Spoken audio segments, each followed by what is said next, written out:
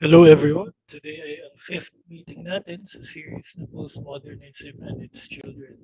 And ngayon we will talk about feminism and gender studies. Just a disclaimer, ang series natin ay heavily nag-rely sa book ni Helen Pluckers and James Lindsay entitled Cynical Series: How Activist Scholarship Made Everything About Race, Gender, and Identity, and Why This Harms Everybody. Dito ko mismo kinuha yung pag-explain ko ng views that we will talk about. What we will do first is to give our introduction about feminism, yung intersectional shift ng feminism, then discuss gender studies. Then we will talk about the death ng liberal feminism. Third, we'll give our critique and also critical insights that we have about the issue. So let's start sa pag-discuss ng introduction about feminism. Pluckers and Lindsay describes feminism as a movement na hindi united. They say na even though majority ng population sa Amerika ay ang feminist scholarship and activism ay nag-undergo ng dramatic shifts sa dominant na ideologies and theories, and that may factional infighting within the movement. In other words, ang feminism in the political and philosophical sense ay dizzyingly maraming camps. They enumerated feminism such as radical cultural feminists, radical lesbian feminists, and said Ramiro, ng kinds ng feminism ay they expect na may magreklamo na camp na hindi na include sa list. Lahat daw ng mga groups na ito ay interested sa women's rights, roles, at experiences sa society, pero sila ay nag-differ widely kung paano pa dapat ito intindihin. In light of this variety, Lacrosse and Lindsay focus sa book nila on four highly simplified na genuses ng feminist thought, which are liberal feminism, radical feminism, materialist feminism, and intersectional feminism. Ang liberal feminism ang pinaka-broad-based activist form during the second wave from the 1960s through the mid-1980s. Ang radical and materialist na feminism naman ay nag-overlap dito and sila ay nag-compete sa scholarly branches ng feminism during the same period. Ang intersectional feminism naman, ang bagong variant, silang nag-replace sa iba sa scholarly and activist na realm simula noong mid-1990s onwards. Ang intersectional feminism ang dominant ngayon and ito ang source ng profound na change sa feminism.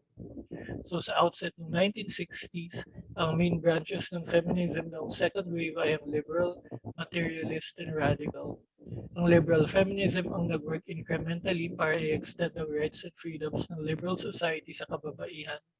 Ito ay popular sa society dahil ay grassroots ang approach.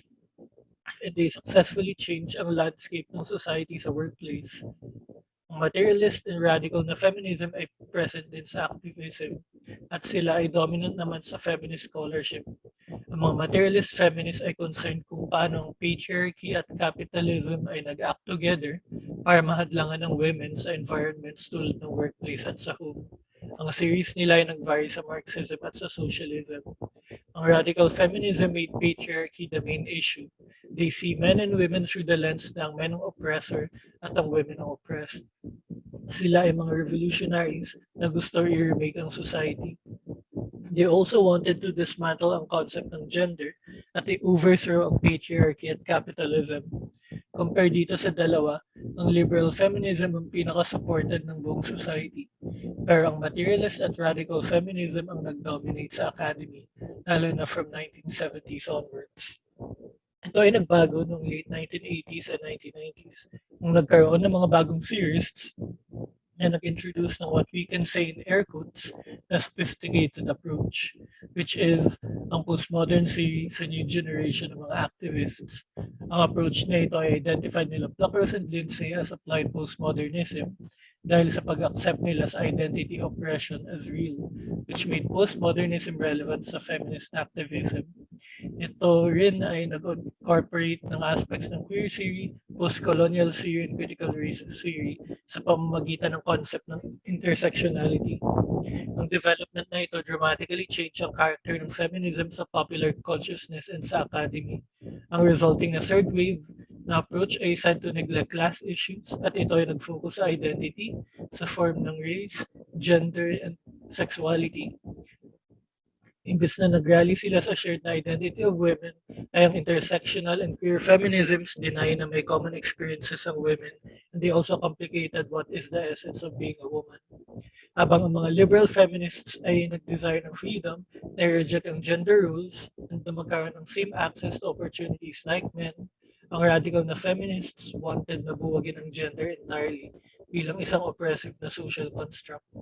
Ang mga intersectional feminists naman saw gender as both culturally constructed at also something na na-experience ng tao as real sa kanilang experience. Now natapos na tayo to give an introduction about feminism, let us now discuss ang intersectional shift ng feminism. Noong early 2000s ay undeniable na ang radical shift ng feminism sa intersectional na camp. Ang previous scholarship kasi treated women as a class and they sought na mag-create ng positive change for that class. Nung nag-start ang influence ng applied postmodernism sa feminism, ang focus ay nag-shift from material disadvantages within social structures tulad ng law, economics, and politics papunta sa oppressive na nature ng discourses. Noong 2006, si Judith Lorber, isang retired na professor of sociology and gender studies, ay sinummarize ang four main tendencies ng paradigm shift na ito sa 53rd volume ng Social Problems. Ito ay paraphrased from her paper entitled Shifting Paradigms in Challenging Categories. Quote, 1. Making gender, not biological sex, central. Number 2. Treating gender and sexuality as social constructs. 3. Reading power into those constructions, power that acts in the Foucauldian sense of a permeating grid, and 4, focusing upon one standpoint that is one's identity. End quote. Ang mga changes na ito ay described ni Lorber as an increasingly sophisticated na model para sa feminist thought. Sabi nila Blockers and Lindsay ay direct na result ito ng influence ng applied postmodernist theory. Ang four na characteristics kasi ay nag-embody sa postmodern na knowledge principle at sa postmodern political principle in the same way na expressed ito through queer theory, critical race theory, and post-colonial theory. Sa bagong feminist na paradigm na ito, ang knowledge ay naging situated, which means na galing ito sa standpoint mo sa society or nakadepende sa membership mo sa isang identity group. This makes it hard to obtain ang objective na truth at ang knowledge ay equated with power. Ang knowledge and power ay said na nag-create, maintain, and legitimize ang dominance and oppression sa society through discourses. Ang mga applied na derivatives na ito ng postmodern theory ay nag-possess ng features na nag-lead daw sa kanilang adoption. Ang pinaka-important daw is that ang intersectionality ay nag-offer ng renewed na sense of purpose sa mga activists dahil sila ay nagkaroon ng bagong mga problema na they can question and also new accusations na they can give.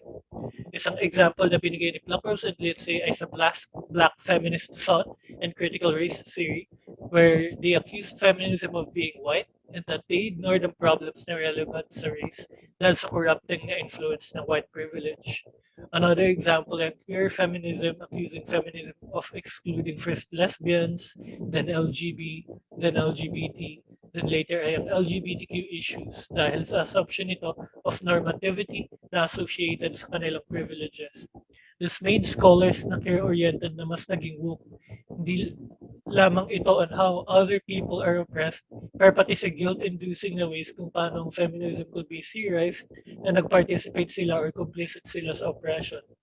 Ultimately, ito ay na-absorb sa gender studies and ito na ang nag-inform sa feminist thinking, though ito ay distinct from the discipline. Of course, Lindsay says na ito raw ay dapat maintindihan in terms of sa development ng gender studies. Ang academic na study ng gender ay nag-emerge noong 1950s and 1960s, mainly galing sa literary theory. Una ay tinawag lang ito na women's studies dahil ito ay nag-focus sa women issues at sa political empowerment ng women. Ang key text na kasama rito ay ang The Second Sex ni Simone de Beauvoir, which is considered as a groundbreaking na book sa pag-argue na ang women ay constructed ng cultural understandings ng inferiority nila to men. Ang The Feminine Mystique ni Betty Friedan na nag-criticize ng idea na ang women ay fulfilled ng domesticity at motherhood. Ang Sexual Politics ni Kate Millett na nag-provide ng close reading ng negative representations ng women sa literary texts ng men.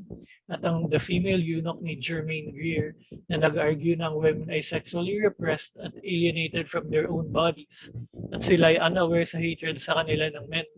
Ang mga texts na ito ay nag-fall daw sa radical feminism and they argue na ang womanhood ay culturally constructed at imposed ito ng men at sila ay nag-advocate ng revolutionary na overthrow ng patriarchy. Noong 1970s at 1980s, ang feminist scholars ay nag-examine ng role ng women sa family, sa workforce at sa social expectations na ang women ay dapat maging feminine, submissive at beautiful kung hindi man sila sexually available or pornographic. Ang mga Marxist na ideas ng women ay isang subordinated class na nag-exist to support men na ay dominant. Ang mga feminists ay nag-meet for consciousness-raising sessions para i-attempt nila to fully understand ang sarili nilang oppression at ang culturally constructed na nature nila sa lines ng Marxist na concept ng false consciousness. Itong ways of thinking na nag-prevent sa isang tao na mag-grasp ang realities ng sarili ng situation. Ito ay same sa concept ng internalized misogyny, which is that ang women mismo ang nag-accept ng social enforcement ng inferiority ng women as normal and natural. Though noong late 1980s at early 1990s, ang landscape ay nag-start na magbago dahil sa influence ng applied postmodernism tulad ng queer theory, postcolonial theory, and intersectionality. Si Judith Lorber, sa 2006 na paper niya na Shifting Paradigms and Challenging Categories, ay nag-describe ng way kung paano nakikita ng Marxist feminism ang women as a class, and she argues na dahil na-address ng inequality sa workplace noong 1970s and early 1980s, ay ang Marxist feminists ay nag-expand na ng analysis nila sa exploitation ng housewives na integral na part daw ng capitalist na economy. Ang materialist na feminist na view na ito ay nag-present ang meta-narrative about men, women, and society na based sa simple na oppressive or male and oppressed or female na binary. Ang binary na ito ay hindi acceptable sa mga postmodernist theorists na binabasa ito sa Derridian lens, though they operate sa similar na dynamic ng dominance and subordination. Ang postmodern lens look at this sa linguistic na aspect, so they rely sa queer theory to challenge ang categories ng women and men sa linguistic na foundations nito. Ang conceptual change na ito ay summarized ni Jane Pilcher and Imelda Willihan sa account nila ng development ng gender studies. They point out ang postmodern view sa book nila na key concepts in gender studies na, quote, the individual status and position of those we group together and call women and of those we call men are argued to vary so greatly over time, space, and culture that there is little justification for the use of these collective nouns, end quote. Noong early 2000s, ang dominant view within feminism ay ang gender ay constructed differently ng dominant discourses in different times and places. Then ang pag-speak about men and women ay incoherent. They argue na under theory ay ang men and women ay regarded as constructions at representations na achieved through discourse, performance, at repetition, rather than men and women being real entities. Ang bagong view na ito of sex ay isang unstable na basis for study, and it is said na it risks na ma-neglect ang experiences ng tao na nag-work within different na cultural frameworks. This made the shift from feminism sa isang mas broad at mas maluwag na study ng gender at gender identity. If we try to study raw ang men at women ay we miss the point. Para kasi sa applied na postmodernists ay ang topic of interest ay ang gender, which is defined as behaviors and expectations ng mga tao na dapat gawin ng mga men and women. Ito ay hindi raw kaya tanggalin, pero pwede i-disrupt, confuse, and complicate. Ang postmodern theory ay hindi lamang dramatically binago ang feminism sa pamamagitan ng pag-change ng understanding ng social constructions ng gender bilang isang oppressive na binary. Pero ito ay nakita bilang isang fluid and unstable na phenomenon na may potential for liberty. They also made feminism focus on intersectionality. Ito raw ayon kay Pilker and Willihan ang nagmark ng conceptual shift mula sa feminism to gender studies.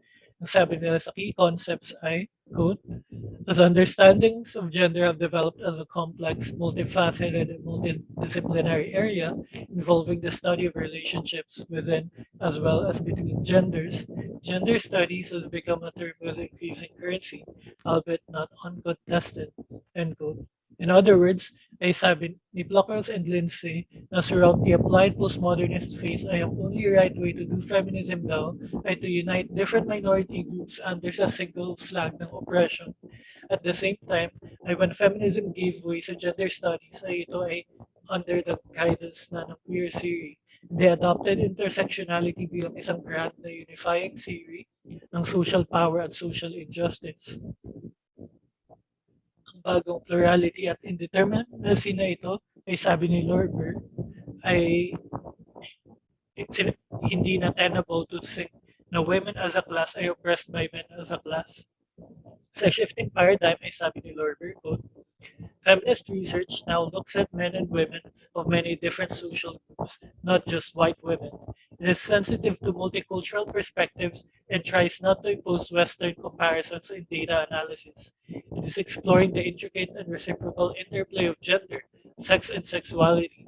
By recognizing the multiplicity of genders, sexes, and sexualities, feminist research is able to go beyond the conventional binaries. The problem they have begun to solve is how to generate categories for comparison, even while critically deconstructing them. End quote.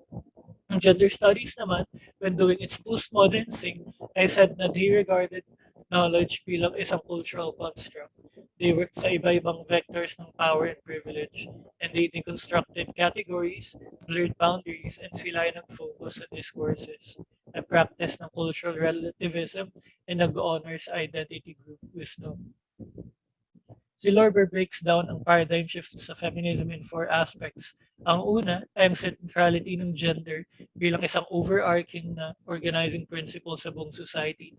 Ang sabi niya sa shifting paradigms ay, quote, the paradigm shift in feminist social science starts with the concept of gender as an organizing principle of the overall social order in modern societies and all social institutions, including the economy, politics, religion, the military, education, and medicine, not just the family.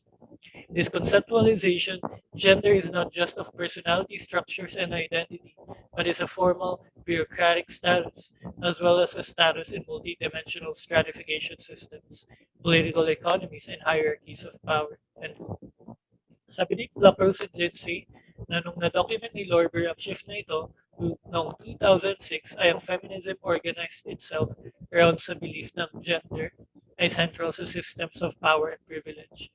Dito ay they adopted ang postmodern na conception ng rule. Ang feminism no longer sees patriarchy bilang isang literal na rule of fathers. Pero ito ay in Foucauldian terms ay naging vague na notion ng male dominance na nag-permeate in every discourse. Ang bagong paradigm ay nakita ang power and privilege bilang isang organizing principle na nag-award ng status in multidimensional systems, which is that ang tao ay categorized hierarchically at ito ang nag-inform kung paano sila magsalita at mag-isip. Lorber continues, quote, the second aspect of this paradigm shift is that gender and sexuality are socially constructed.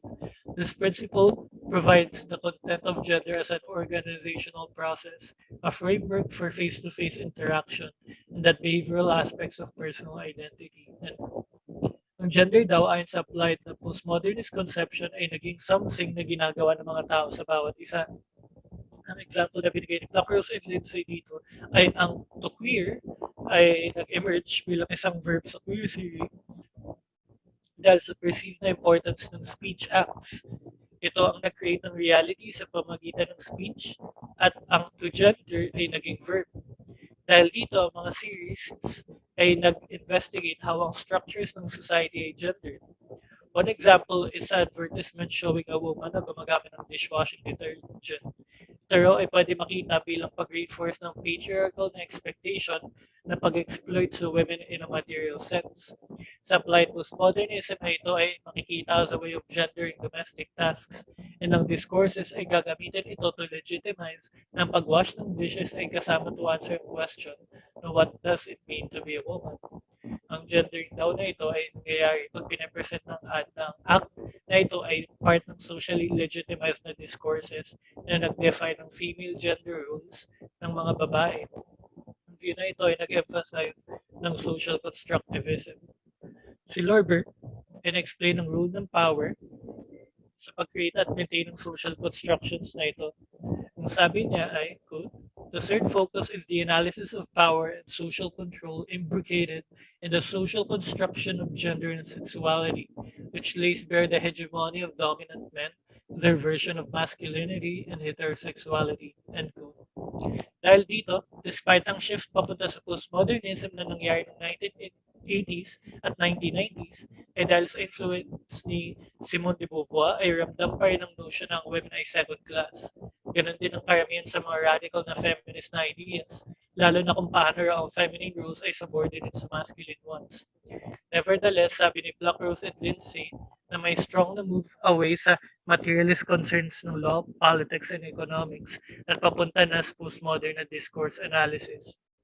Though understood pa rin daw na men ang default sex at heterosexuality daw ang default na sexuality. At ang women and homosexuality daw ay constructed na position of otherness compared sa men and heterosexuality. Ang mga earlier na feminist ideas ay retained, pero nag-iba na ang focus. Ang previously na nakikita bilang legally mandated na rules and restrictions na overtly sexist na gender rules na impose ng men ay dahil sa postmodern shift ay seen na bilang isang more subtle, interactional, learned, performed, at internalized na expectations na perpetuated ng lahat. Ito ay similar sa postmodern na view ni Foucault. Si Lorber ay in-address ang construction ng knowledge pagkatapos ng paradigm shift sa pag-advocate ng importance ng standpoint at sa intersectionality.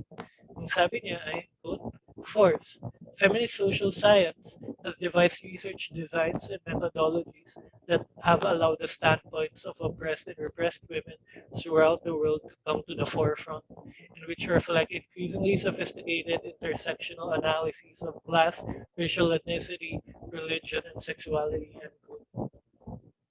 Ang view ni Lorber ay ang standpoint theory at intersectionality ay central sa knowledge production sa gender studies. Noong 2006, ang women's studies na primarily radical or materialist ay gumamit ng isang simple na form ng standpoint theory na nag-focus sa categories ng biological sex and sa construction ng gender sa service ng capitalism. At ito ay naging gender studies na strongly postmodern at sila ay gumamit ng highly sophisticated na intersectional model. Ang alleged daw na increase sa sophistication ay ang reason daw kung bakit ang intersectional na thought and postmodern theory ay naging dominant. Ang pinaka-liberal na feminist activists ay may malaking progress na nagawa sa legal, professional, at social equality ng mga sexes. Pero dahil sa kanilang success, ayon kanila Rose and Lindsay ay they made themselves redundant dahil relatively ay unti na lang ang pwede nila gawin. Ang top-down na patriarchal capitalist models na promoted ng mga radical at materialist feminists, lalo ng mga scholars ay naging less tenable. Ang intersectional thought ay nag-introduce ng mga bagong work na pwede nila magawa, not merely sa society, but within feminism itself. Ang intersectional na shift ay push ng mga scholars at activists na gumamit ng elements of queer theory, post-colonial theory, at critical race theory para i-problematize ang feminism at mga feminists, aside from their usual na pag-paint sa society as oppressive. Ang intersectional na theory ay nagbigay din ng bagong paraan para maintindihan ang power dynamics sa isang society, which made them repurpose yung feeling nila na theoretical models into something less falsifiable. Ngayon, tapos na tayo in discussing ang intersectional shift ng feminism. We will now proceed sa talk about gender studies. Dito, Rose and Lindsay mentions na gender studies everything. Interdisciplinary daw kasi siya that scholars feel justified to study everything kung saan nag-engage ang mga humans. Ang consistent daw sa kanila ay ang way nila to specifically study ang subject.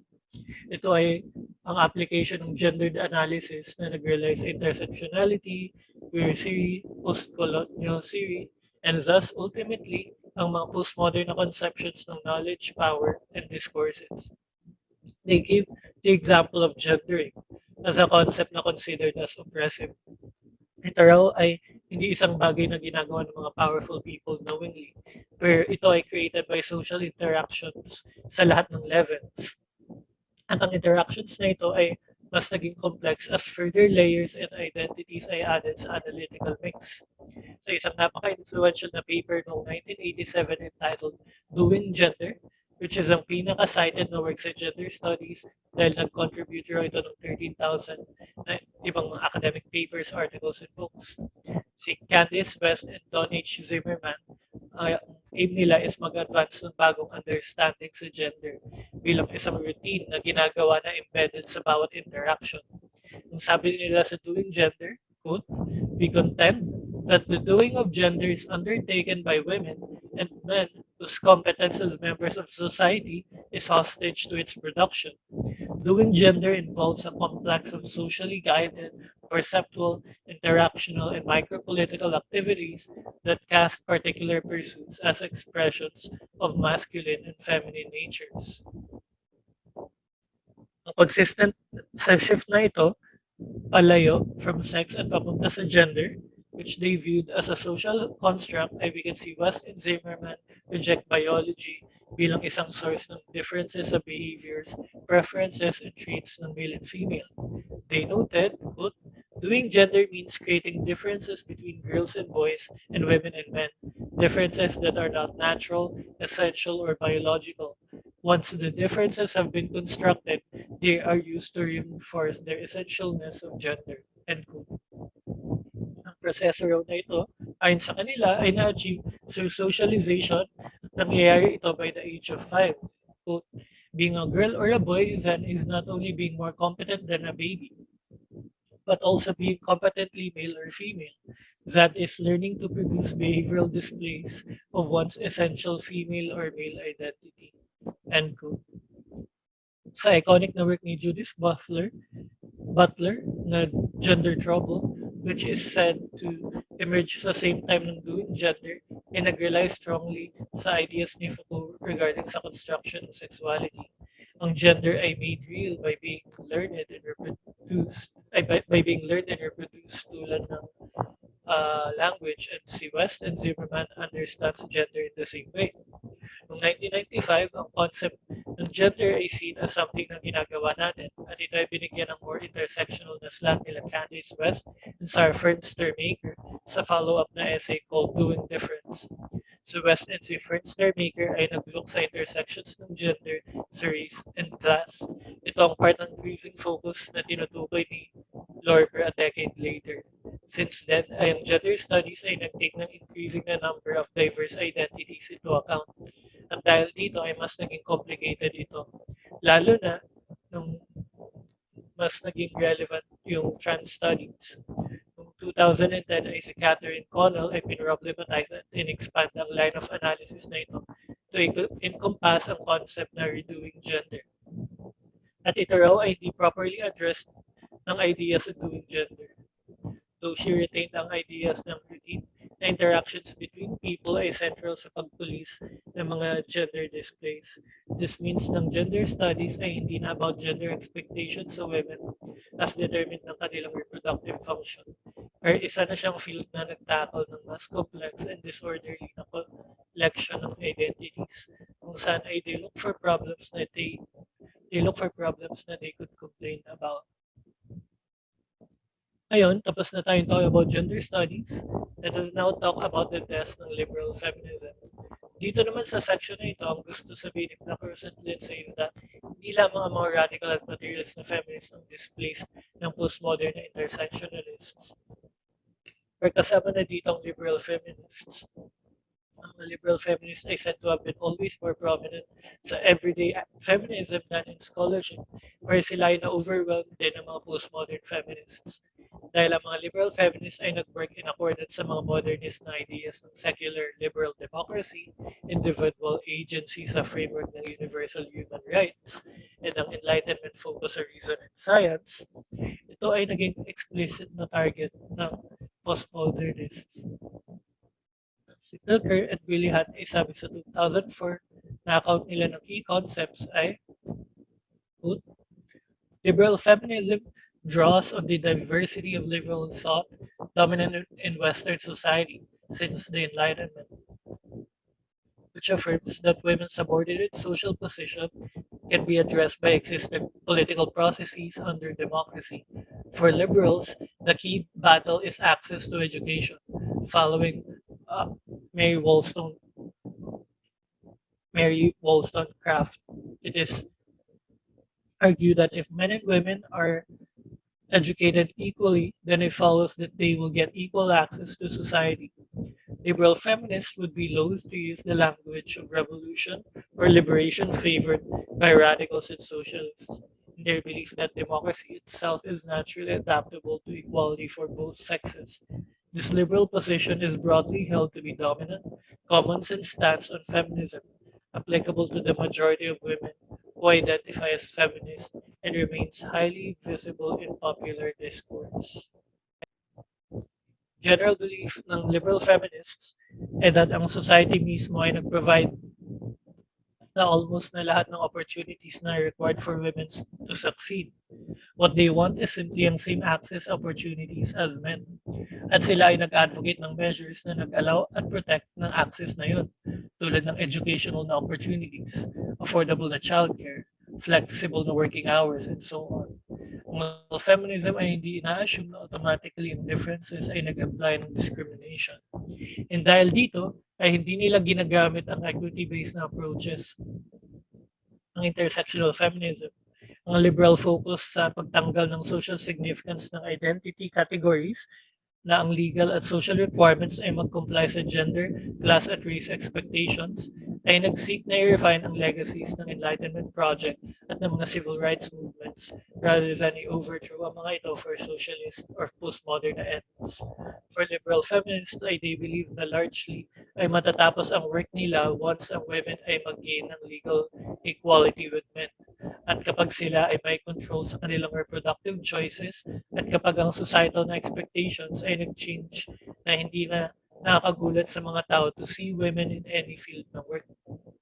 Ang liberal na approach na ito ay angrily problematize ng mga applied postmodernists dahil gusto nila na magkaroon ng social significance sa mga identity categories or they can apply identity politics. Ito ang reason kung bakit si Kimberly Crenshaw ay in-emphasize ang importance of saying na I'm black instead of I'm a person who happens to be black. At ang queer na theoretical project din wants to make the LGBTQ identities to be more visible. Sa bawat branch ng mga applied postmodern theory, we can see na central tenet nila to object against liberalism. For example, sa critical race theory, they say na liberalism benefits the dominant. At ang post-colonial na view ng liberalism naman ay isang form ng imperialist na pag-universalize. Tapos yung queer theory naman would want to understand ang variations sa sexuality at gender traits imbes na isipin na sinful ang certain violations or criminal. Ang liberal confidence sa enlightenment view ng objective truth by science and reason ay sinang postmodernists bilang mainly a way for everyone to conform sa isang white, western male and heterosexual na discourse ng knowledge. Ang applied na postmodern view is that ang pagsik ng liberal feminists sa equal access ay never equally accessible on principle at ang promise ng equality through liberalism is another lie na ginagamit ng mga powerful para itago ang mga irreparable na injustices na inherent daw sa system. Ang opportunities daw ay accessible lang to some, which are yung white, cisgender na heterosexual na women, compared sa iba. Ang mga women daw na ito ay complicit sa systems of injustice na they criticize. So, kung radical feminists want to overthrow ang capitalist and patriarchal systems na they see as oppressing women, at ang postmodern feminists want to problematize ang existing structures at i-analyze and deconstruct ang mga categories na nag-uphold nito, ang liberal feminists naman want to preserve ang structures and institutions ng secular liberal democracy, though they want to refine them. Si Pilker and Willihan ay nag-distinguish ng tatlong magkakaibang goals within feminism, ang equality, difference, and diversity. Ang equality na approach ay favored ng liberal feminists. They want to extend sa lahat ng women ang same rights and privileges na meron ang men sa pamamagitan ng pag-identify ng areas kung saan hindi equal ang treatment para matanggal ito through legal reforms. Intersectional feminism naman ay frequently kinikritiik ang approach na ito dahil they perceive this as imposing sa marginalized groups to conform sa white masculinist ways of knowing and being sa world. Now, tapos na tayo in talking about best and liberal feminism. We will now give our critique of feminism and gender studies. We will do first is to give muna ang critique na given nila Pluckers and Lindsay sa feminism and gender studies. After this, we will give our own insights from a Christian worldview. Dito, mag-discuss tayo ng two aspects, which are one, the self-contradiction of intersectional feminism, and number two, the neglect of intersectional feminism. Start muna sa self-contradiction ng intersectional feminism. Sa section entitled The Trials and Tribulations of the Diversity Theorists, si Blockers at Lindsay ay sinabi ng intersectional feminists ay gusto ng shift papunta sa mutual respect at affirmation of differences. What they mean is not a respect sa different viewpoints ng individuals, but a respect sa differences sa pagitan ng mga social and cultural groups. So, hindi nila pinaglalaban ang right mo to express a different idea, or they affirm only ang value ng isang idea depende kung saan social or cultural group ito nanggaling. So we see na may cultural relativism dito and also standpoint theory which they describe ang view na ang isang marginalized group ay may special access sa truth dahil they have insights sa dominance and sa sarili nilang oppression.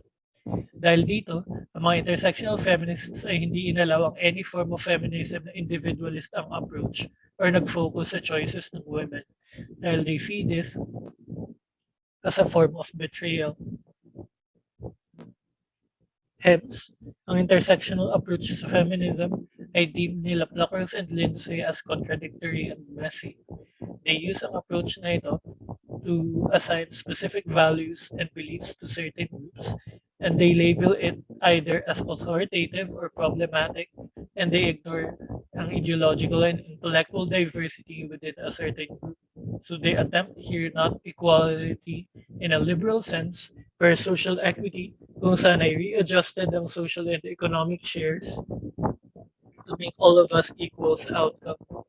Ang example ng contradiction na ito ay pinakita nila Pluckers and Lindsay when they cited Bell Hooks sa kanyang 1982 book na Ain't I a Woman and ang 1990 book ni Patricia Hill Collins na Black Feminist Thought. Ang understanding daw kasi na ang different groups ay may different experiences, beliefs, and values ay based sa influence ng mga Black feminists.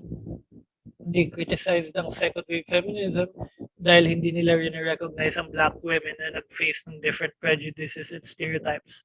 Si Patricia Hill Collins even mentioned kung ano ang excluded na stereotypes ng Black women sa white feminism sa pag-raise nila ng awareness.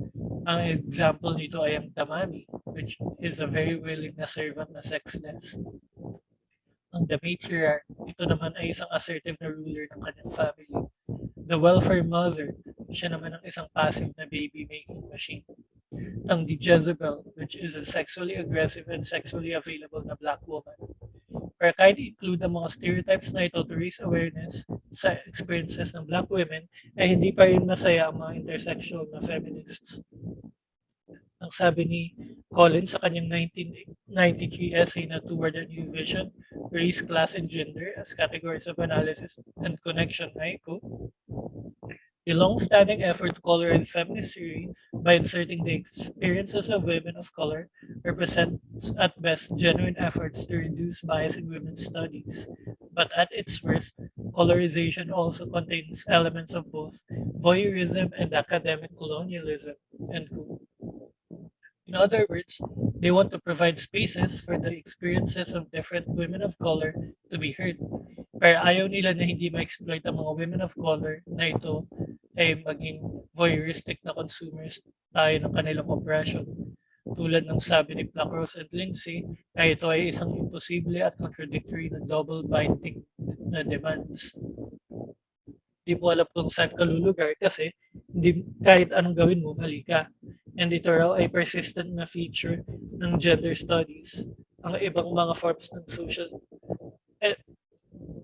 ito ay persistent na feature ng gender studies and ibang mga forms ng social justice na scholarship. Next, yung neglect ng intersectional feminism. Ito Ito naman ay galing sa section na A Class Necessary. Dito ay Pluckers and Lindsay mentioned ng isang casualty ng intersectional na model ay dahil sa focus nila sa discourses ay they neglect yung mga important na material variable na nag-affect sa women, which includes racial and sexual minorities. At ang obvious na neglect na ito ay concerning for liberal feminists, socialist feminists, at mga socialists in general. Lacrosse and Lindsay explains ng axis na nag-replace sa class ay ang theory ng privilege, which is a concept na nakilala dahil kay Peggy McIntosh, who is a well-off na white woman. So kilala niyo na kung sinong sisisihin when you hear others talk badly about privilege. Siyang author ng 1989 essay entitled White Privilege, Unpacking the Invisible Knapsack that influenced si McIntosh ng critical race theory as she focuses sa white privilege sa concept ng social privilege, and this is not connected sa economic class where it was extended to other identity na categories tulad ng male, straight, cisgender, sin, able-bodied, etc. And ang intention is to describe a relative na statistical na absence ng discrimination sa mga groups na yun compared sa mga na-experience ng mga marginalized na categories. Ang privilege consciousness na ito ay pinalitan ng class consciousness bilang primary concern sa academic, activist, and the political left. And ang status ng tao bilang privileged ay assessed ng intersectionality.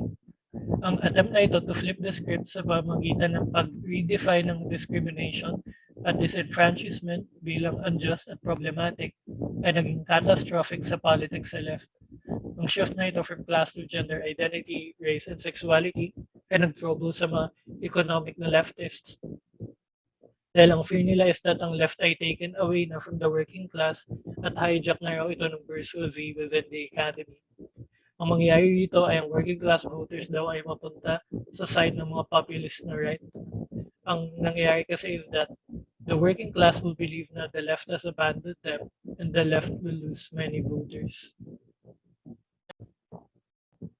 Ngayon, natapos na tayo talking about the self-contradiction and ang neglect ng intersectional feminism, we can now proceed sa pag-discuss ng ating biblical insights. Before we start though, I just want to mention na we have already discussed ng gender being correlated with sex. We discussed ito sa session natin on queer theory. Greg Johnson talked about the biological basis for gender-specific behavior. Aside from the similarities ng animal and human groups, ay pinakita na out of 250 human cultures na studied, ay mostly similar ang male and female na behaviors. Aside from this, we mentioned, though we did not discuss it in detail, na may noted na biological differences between male and female sa categories such as non-nervous system physiology, peripheral nervous system, limbic system, cerebral organization, sex differences at birth, and sex differences in stress management. To add, we also talked about both male and female being made in the image of God to show na essential sa human nature ang pagiging male and female. This means na pagiging male at female natin ay real at hindi mere na social construct. And dahil correlated ang gender sa sex, this means na may aspects ng gender na we could say na hindi rin social construct. In light of this implies na we should reject ang any form ng feminism na man-haters or see men merely as oppressors. Dahil ang pagiging male ay made in the image of God, ang masculinity itself ay hindi toxic. Instead of demonizing masculinity, we should encourage men to be biblically masculine. Now that is made clear, we will add sa discussion by not giving the same critique that we have given sa queer theory, kahit may similarities ang most of the applied postmodernist na views.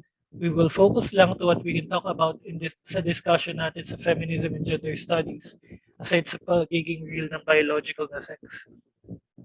Let's start sa discussion on feminism. As you may have noticed, Pluckers and Lindsay describe liberal feminists na part ng focus nila is ang control ng women sa kanilang reproductive choices. In general, ang tinutukoy nila Pluckers and Lindsay when they talked about the liberal feminists ay ang progressive na left who is pro-choice. If you're a Christian, you will feel na you can't be part of that kind of movement, which I understand.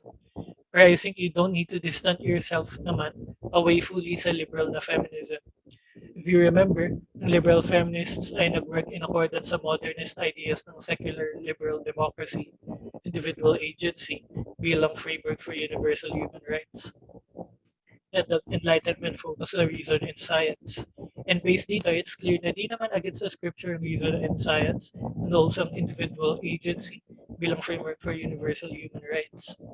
Though ang secular liberal democracy would depend sa understanding nila ng isang secular state, if tama ang understanding nila ng separation of church and state, na walang laws na gagawin na mag-establish ng state religion, that we can freely exercise our religion, then we should have no problem with that.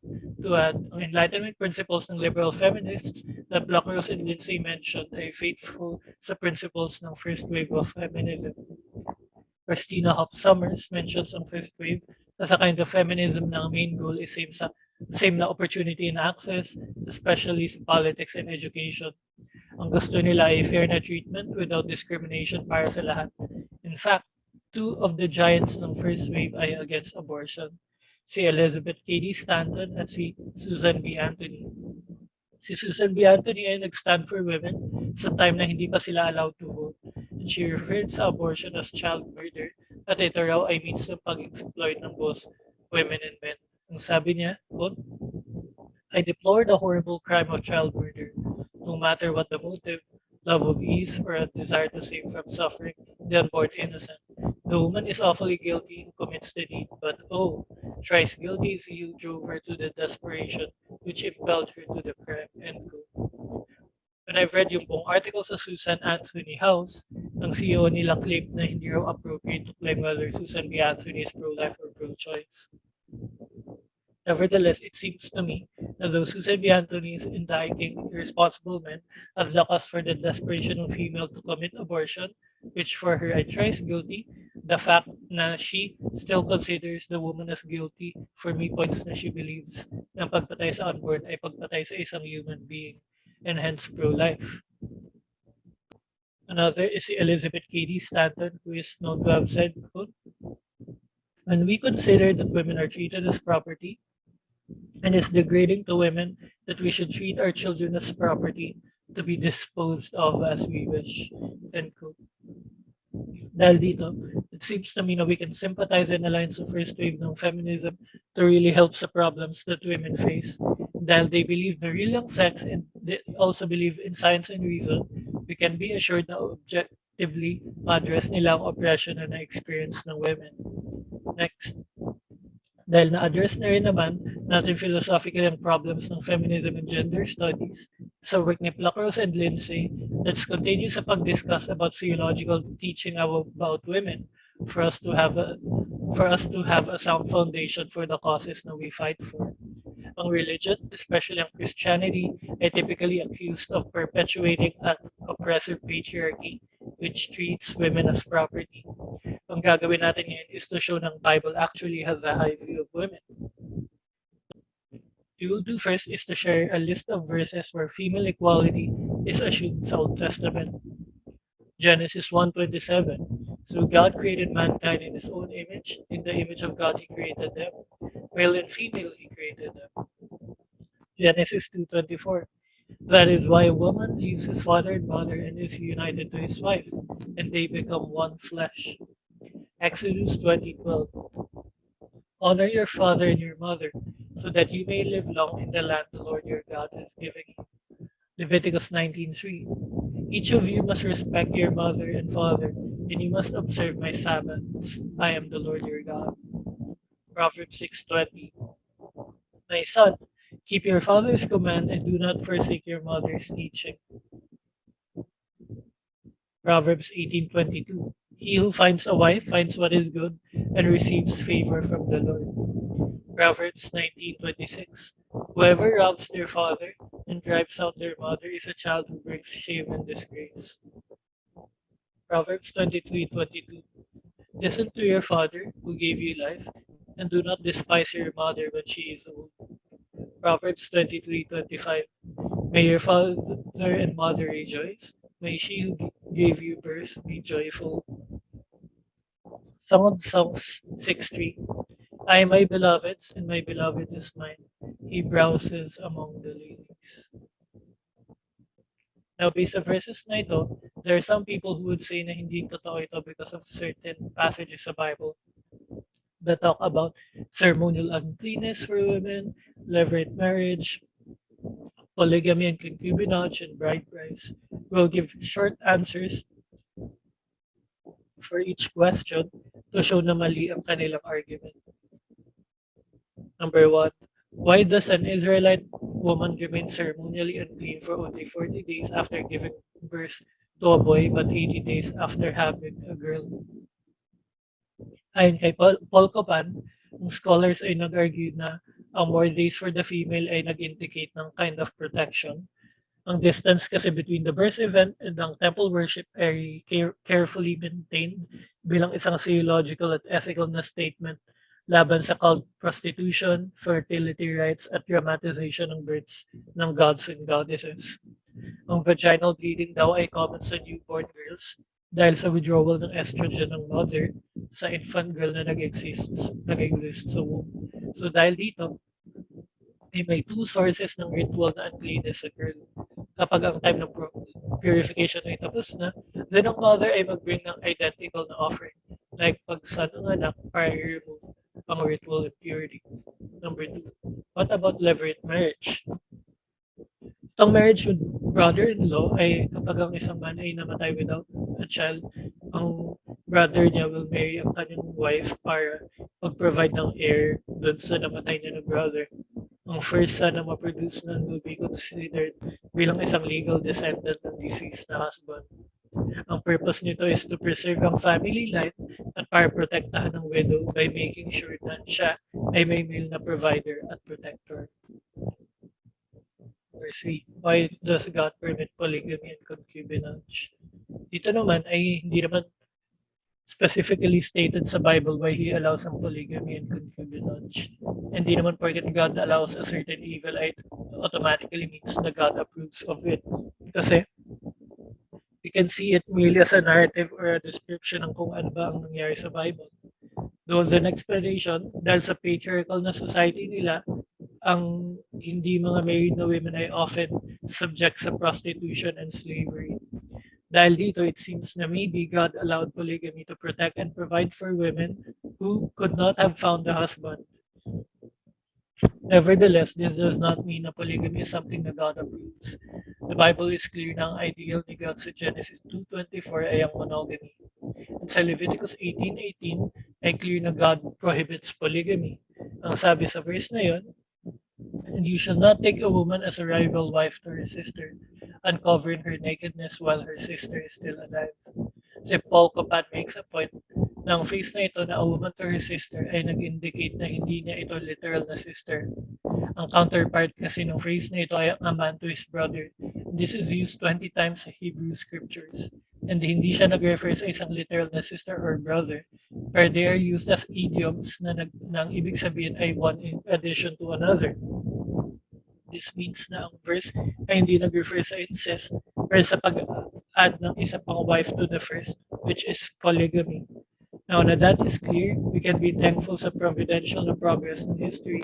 Kasi compared before, ang women ay often untrained at uneducated, ay marami ng women ngayon ang trained and educated and therefore ay kaya na nila to provide and protect for themselves.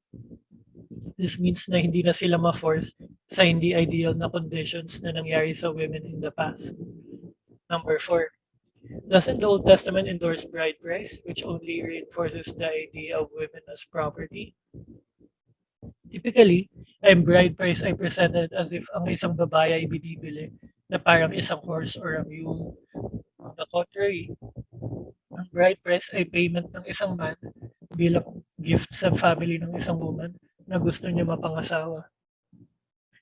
Ang benefits nito is to have a closer connection between the families at for the man to show na committed siya sa union. And Paul Papan mentions na kailangan ito para mapag-usapan ng dalawang families ang isang serious, holy at lifelong na matter. Ang pakikipagtalik kasi sa isang batang babae na walang necessary preparations at formal ceremony for them ay nag-cheapen sa woman at sa sexuality. This indicates na ang process na nag-surround sa bride price ay nag-reflect ng honorable state of marriage. So, think of a dowry system na use sa India.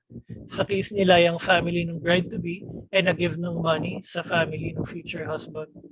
Ang transaction na ito does not automatically mean na ang groom-to-be ng babae ay isang mere property. Dahil dito, bakit kailangan automatically conclude ng isang woman ay property sa Old Testament? Ang bride price kasi ayon kay Paul Copan ay like a deposit mula sa father ng groom para sa father ng bride. Ang Hebrew word para sa deposit ay mohar at ito ay better translated as marriage gift. Hindi lang ito nag-help na magkaroon ng closer family ties between the two families, pero nag-help din ito na mag-provide ng economic stability for the marriage. Ang gift ay given sa father ng bride, which is often several years no worth of wages, to compensate for the work ng daughter na she could have contributed to her own family. Ang marriage gift ay preserved ng husband throughout the marriage at ito ay nag-serve bilang isang security para sa wife in case of divorce or death ng husband. In fact, ang father ng bride ay often mag-gift pa nga ng mas malaking gift na property kapag officially kasal na sila. This shows na ang complete sa Old Testament na bride price ay misguided. Lastly, we can see na committed ang scriptures ay kabubuti ng women kasi we can see it sa gospel ni Jesus. Aside from the femaleness ng babae biologically na made in the image of God, we can see ang faithful obedience ni Mary to be the mother of Jesus. Unthinkable for the Gnostic to think of a God having anything to do with a woman, pero we see Mary bilang isang great example of obedience, and dahil dito she is considered as blessed among women. Another aspect is the resurrection of Jesus, which is considered as one of the most important parts of Christianity. Because if the resurrection is not true, then Christianity is not true. Sa historical fact kasi ng MT na 2 ay part ng evidence na given for its historicity ay ang testimony of women. We need to consider na if may tao who wants to deceive people na mag-invent sila ng religion, they would not invent data that could hurt ang credibility ng kanilang story. And the fact that women are listed bilang primary witnesses hurts the credibility ng gospel for people in their time. Let me give some examples ng view ng mga tao towards women ng time of Jesus. Sa Talmud Sota, sooner let the words of the law be burned than delivered to women. Sa Kiddushin, the world cannot exist without males and without females. Happy is he whose children are males, woe to him whose children are females. Si Josephus Antiquities.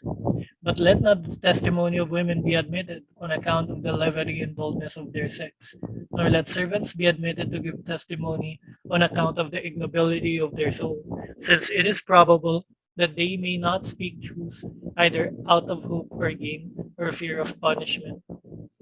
For this reason, if invented ang NT2, then most likely ay ang linis na primary witnesses ay dapat mga lalaki. Kasi ang women's testimony ay hindi considered as nearly credible as that of a man. Or dahil they listed women as primary witnesses, we can say na pasado ang MT2 sa historical na principle of embarrassment. Kahit it may seem to hurt their credibility, they nevertheless listed the women for the reason na totoo talaga na ang primary witnesses are women. Another aspect din ng gospel or we will end ay ang salvation ni God or ang justification natin by faith ay hindi nag-exclude based sa sex, race, or socio-economic status. So sa topic natin ngayon na feminism and gender studies, it's clear na inclusive ang gospel of women sa salvation. It is said in Galatians 3:26-29, quote, "So in Christ Jesus, you are all children of God through faith. For all of you who were baptized into Christ have clothed yourself with Christ. There is neither Jew nor Gentile, neither slave nor free, nor is there male and female. For you are all one in Christ Jesus. If you belong to Christ, then you are Abraham's seed and heirs according to the promise." End quote. In light of this, I implore you to stand by these biblical teachings in order to truly value women as the Lord has thought. This will do more good and will do more justice for women compared sa pinaglalaban na version ng feminism na against the word of God. In summary, we talked about the introduction sa feminism and gender studies, ang intersectional shift ng feminism, ang doing gender studies, and ang death of liberal feminism. And We also gave a critique ng intersectional feminism, which talks about yung self-contradiction and neglect nito. And lastly, we shared biblical insight that shows ang value ng women sa Christianity. Now, tapos na tayo. We can now proceed sa Q&A.